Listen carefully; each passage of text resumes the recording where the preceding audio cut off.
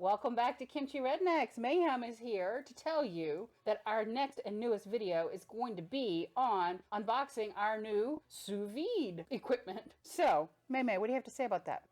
You're going to make me some fabulous food in the sous vide. Well, I don't speak the French, but I do speak the food. Well, May, if you spoke French, you would know that sous vide means under vacuum. Oh, she doesn't like the vacuum.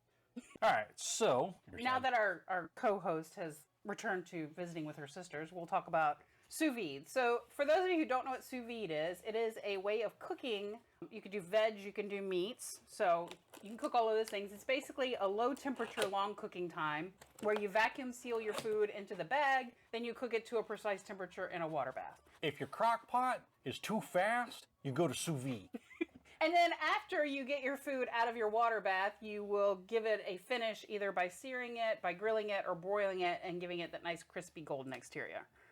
Right. We did not review like what we were getting with anyone else. We actually did probably very little research and just... We are not sponsored. We're not sponsored. Anova just happened to have a great package together that we ended up getting most of this for relatively good pricing around Christmas time. Yeah. Amazon to the rescue. That's all I can say. This was technically our new cooking challenge for us, but our Christmas present to ourselves. Yes. So we're going to give it a try, see how we like it. Now, we don't always love the newest trend. So Chuck really has feelings about the Instant Pot. So I am a fan of a crock pot. I know how to cook in a crock pot. We tried the Instant Pot. I didn't like it. I tried it on two different recipes. One of them, his parents gave us the recipe. One of them, we tried it on a recipe that it should have worked on. And our Instant Pot did not work for us the way that we wanted it to. So the taste of the food was fine. It was the texture. There are some things, if a recipe says to cook something for 8 hours, you can't cook it for one and get the same texture. This is true. You may, under pressure and steam and whatnot, the meat may be done. The meat may have good flavor. The meat is not going to have the same texture. The difference with sous vide is sous vide can take something that normally you would cook in maybe 4 hours and it stretches it out 24 to 36 hours. So it's cooking at a lower temperature for longer. The reason why is because it's more consistent in the cooking, because basically submerged in that water, the meat gets the entire, or whatever's in that bag is going to get the whole surface area of the meat gets touched with hot water all the time. The other thing I like about it is, according to what we've read with sous vide, the taste is better because everything is cooking in its own juices, which makes your food moist and more juicy and tender, which means that it's less likely to dry out. Well, if low and slow, the idea of it is to cook it so that it slowly breaks down to make more flavor, you're now even more slowly breaking it down to make more flavor. It's a little less likely to overcook it, so. Tasty. We're looking forward to tasty. So let's talk about what we've got. So first off, we have a big box, which we're going to do to get out of the way because it's in the way. It's in Chuck's way. I'm going to move your beer, baby. Make sure I don't throw that all over the floor. Let me hold your beer. Hold my beer. So first off, we have a torture rack for the doggies. I hate to have to disillusion you, but the dogs will not be getting in this water bath. Isn't this where you tie down a little rack for them, a little wheel? No. Well, ha! Okay. So one of the reasons we went with this cooking container from Anova, besides the fact that everything else we got was Anova, was because it does have the rack where if you're doing more than one thing at a time, you can attach it to there. So we liked that idea. But it also has the lid. Technically, anything where you're cooking and you want to maintain heat, having a big open space where all your heat is going to evacuate is against the idea. All right, so the next thing that we have here is going to be our vacuum sealer. I'm trying to figure out how to put it together. I'm trying to figure out which way this goes. There we go. Oh, that is how it sits. Okay. I thought it had to snap down or something, but no, it's just like a little rubber gasket around the end. Well, not really a gasket, but kind of a gasket that sits around the inside of it. So I'm kind of excited to have a vacuum sealer. We have not ever had one of those. I kind of wanted one for a while. So this would be kind of interesting to have because sometimes using that vacuum sealer when you've got meat that you just brought in from the grocery store is helpful. And if you've ever shopped for meat in Korea, especially like beef, that can get expensive quick. Yeah, you don't want it to go bad. So they did send with the actual vacuum sealer, they did send some bags, so we have that. But we also were smart and we bought bags. You can buy other bags, but this was what we decided to get. We figured the Anova brand bags were going to work with the Anova brand vacuum sealer. What? We actually had a plan in place? No, it was just a lucky twinky dink. All right, so the last piece to this puzzle is the precision cooker. No, this is not a bedroom implement. If you need that much help heating stuff up, I can't help you. I'm a little bit terrified. So we have decided to make our first sous vide challenge brisket. And the reason we decided that is because we have brisket left over from making yukajang. And Be sure not to over tighten that or you might crack your container. Be careful on that. So the good thing about this is this is literally designed to run for days at a time. So if you tried to cook something in a pot for 24 hours, you kind of want to be there. You gotta keep checking it. You gotta make sure the temperature's low. You gotta make sure you don't run out of water because it'll boil out. Blah blah blah. This you don't have to worry about, burning your house down in the middle of the night if you go to sleep. It's full of water already. I'm super excited to try it out because it looks like it's going to be a fun experiment, a fun challenge for us. We've never done it before, and it will be a good opportunity for us to learn another method of cooking. We know we can grill. We know we can bake.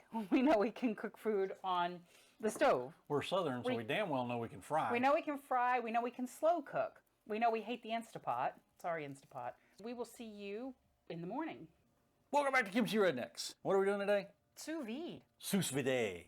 Sous vide under vacuum. This is actually our test run, our second test run of our sous vide machine. So for the first test run, we did a very small brisket that we had, and it was very successful. It was very flavorful. It is how we determine the sound of the machine running for 24 to 36 or 48 hours gives me an intense migraine. If you've ever used anything electronic that had what's known as coil whine, which is kind of a high pitch but low volume sound that runs in the background and kind of sets your teeth on edge, it's very similar to that, but it's louder. So we've got ye old hunk of meat that we're gonna throw in this time. Got Boston butt.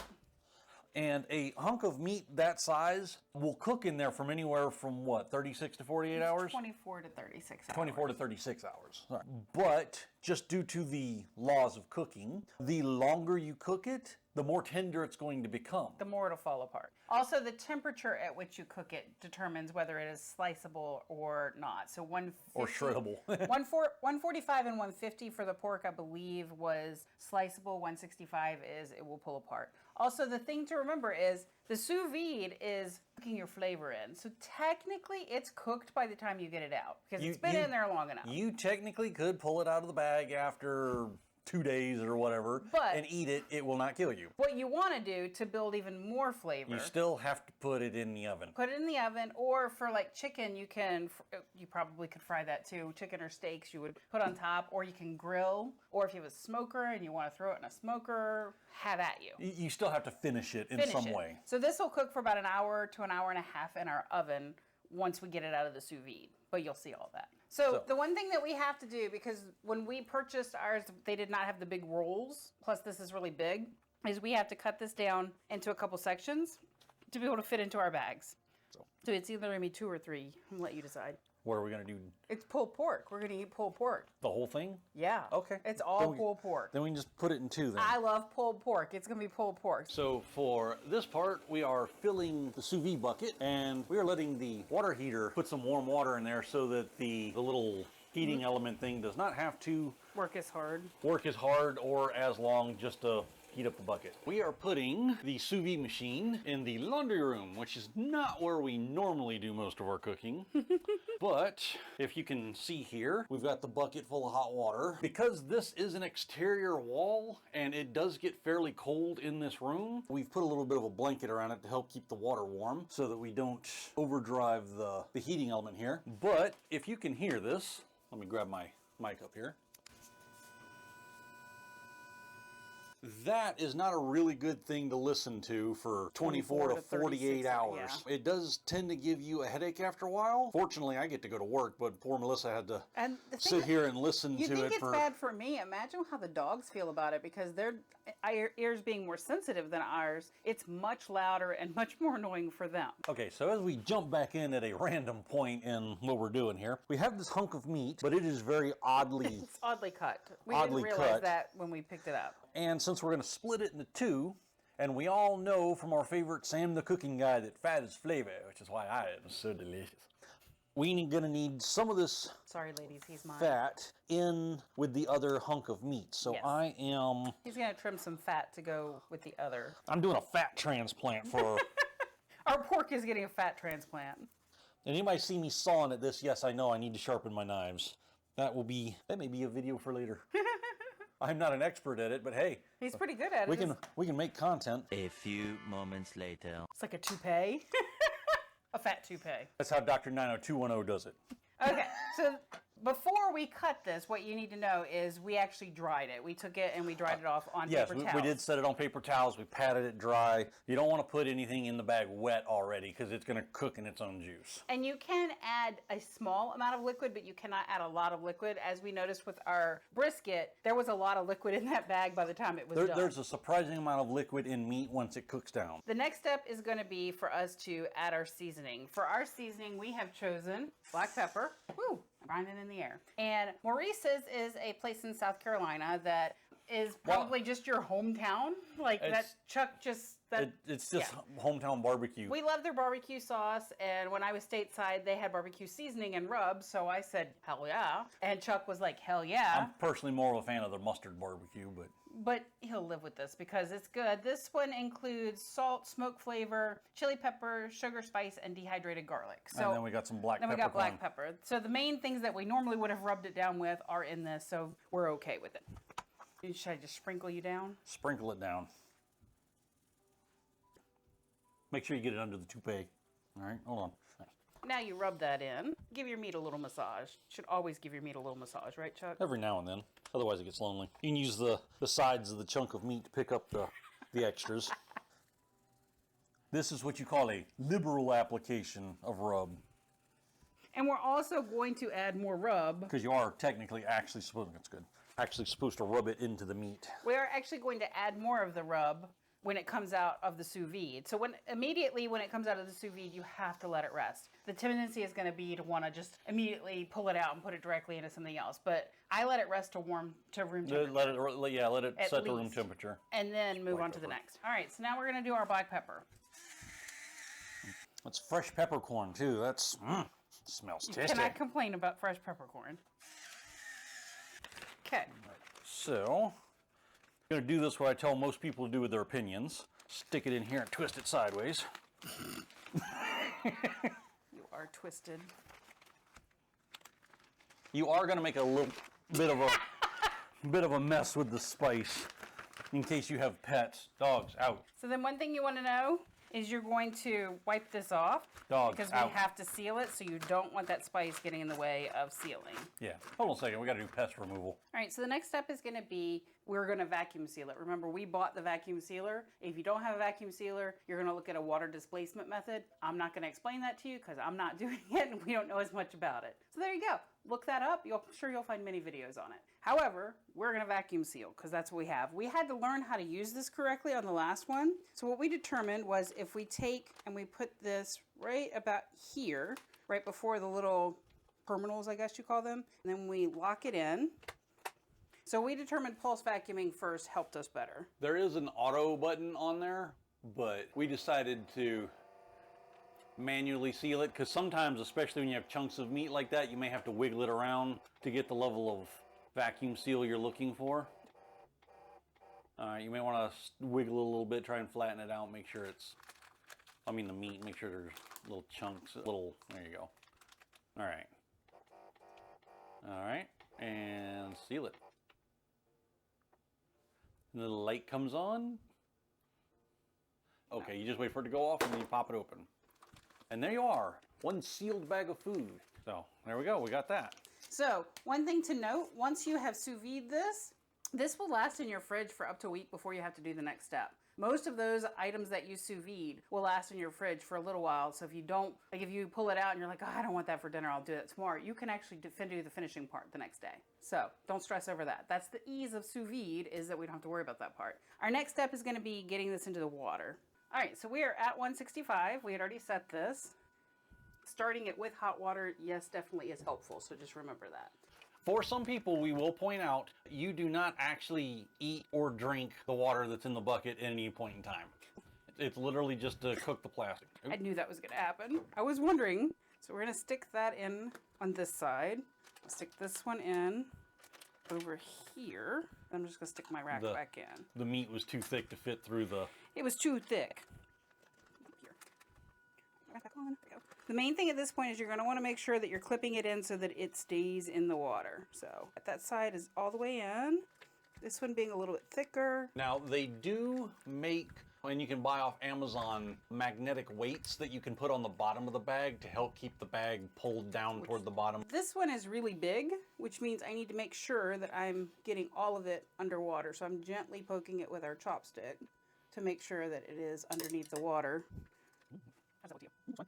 We're going to top off the water on that, and then Close it up. close it up and forget about it until like a day and a half. So our pork has been out of the sous vide for a couple days. We actually let it rest before we put it in the fridge. So now what we're going to do is we're going to open the bags. We're going to drain out the juices that are with it. We may reserve a little bit for the next step, which is going in the oven. We're going to pat it dry, add a little bit more dry rub, and we're from the Carolinas, so it's going to get a little bit of vinegar. We got to have some vinegar in our barbecue. It's just a thing. It just has to happen.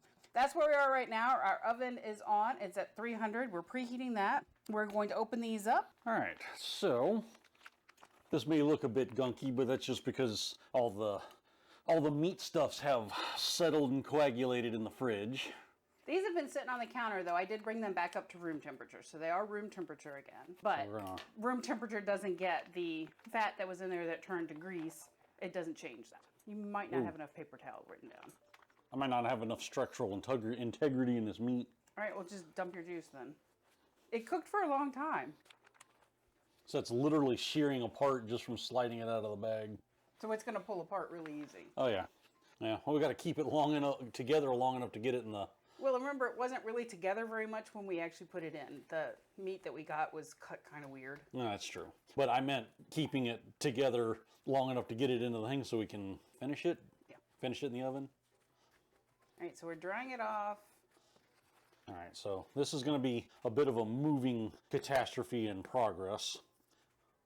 Get a little more dry rub on here. That'll also help dry it up a little bit. And hold it together a little bit. I don't think it's going to help hold it together, but it'll help dry it up a little bit. Glue for that, huh? Squeeze this together in one half because we still got another bag of meat to go. So one thing to note at this point, this meat is actually cooked by now. Oh yeah, this is done. Done. So even though this is about as tender as it can be, we're still going to throw it in the oven for like, what, an hour and a half, something like that? So I'm going to put a little bit, that might be a little too much, but a little bit of juice in the bottom of the pan. And drain the rest of this out. So instead of trying to hand pull this out, I'm just kind of like toothpaste tube it out here. Because it's so fall apart that it just... Well, and I think that was the one that was like the weird cut of meat we kind of bundled together. Yeah. So. All right, so a little more rub on it. This one's already in pieces. There, and I guess this one's just going on. As it falls apart in your hands. I'll just kind of stack it against the edge like that. It's not going to get much more tender than that. No, it's definitely not. All so right. the finishing step isn't to actually cook it. The finishing step is to give it a texture potentially if you want to crisp it, or also to add just a little more flavor. For us, we're going to add some of that vinegar to it. We never add the vinegar for very long, so this doesn't need a whole lot of vinegar. So we're going to add a little bit of vinegar because those are things we usually add. And then it's going in for an hour and a half. Little splashy splash of vinegar in there. Not a whole lot, but you want to get it around. And again, doesn't need a whole lot. But a light dousing in there will make for a, especially if you can get it down in the juice, it'll make a little spicy steam. All right, that should be enough of that. This does not need to be covered. We're just going to put it directly into the oven. 300. 300 for the fundo. So there we go. Pork right out of the oven. I'm pretty sure that's hot, Chuck. Oh yeah, it's stupid hot. It's stupid hot. It just came out. What are you doing? Showing how easy it peels. Oh no, good how to use those, right? We got some clawy claws. So normally when you shred your meat, you use your claws, right? Your Wolverine claws. It's Wolverine on roids. But this one, as you could tell by the fact that he just pulled a piece, literally could probably be pulled with a fork. So this just literally walked out of the oven. Like we brought it out of the oven. We're going to give it some time to cool before we shred, right? Yes, because that is hot, hot. Because also we don't want to burn ourselves. Yeah. Okay, so we've had some time to rest. So let's get a look in there. Just 2 forks. You don't even have to really shred it so much, you just mash it apart. You squish it, it falls apart.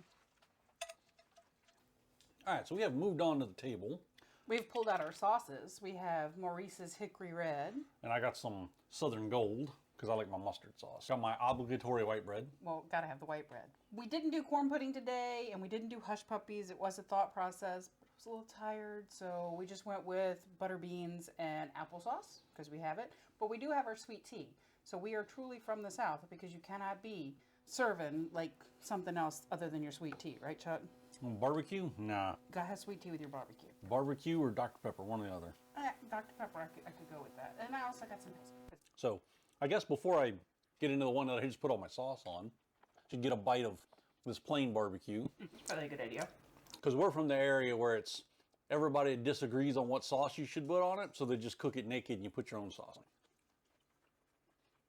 it. Just good. So if you can wait the 24, 36 hours for the sous vide, I think ours was closer to 40. well, something like that. But you know, if you know you got something coming up on the weekend and you can put it in there 2 or 3 days ahead of time and just stuck it in the back room and just let it simmer. This is So your sous vide is your slow. very slow cooker. So if we had decided to do this in the oven, literally we would have had to start it around 12 o'clock or so, and it would have cooked all day for like 5 or 6 hours in our oven. Yeah, like 250, 275, something like that. Instead, we were able to seal it into our sous vide vacuum seal bags with seasoning and let it cook over 40 hours. Basically about a day and a half-ish. And we got to forget about it for a while. And then once it was done, we stuck it in our fridge for 2 or 3 days. Yeah. After it got back down to room temperature, and we didn't deal with it again for a while. So, and then an hour and a half in the oven. That to me is winning. So you can definitely prep for something. You could do this a week before if you've got like a big, well, in these COVID times, people don't have big house parties anymore. What's a big house party? But back in the day when people were actually allowed to go see each other. People saw people? Yeah, it's amazing. But you could have, this would be a good thing to do like the weekend before.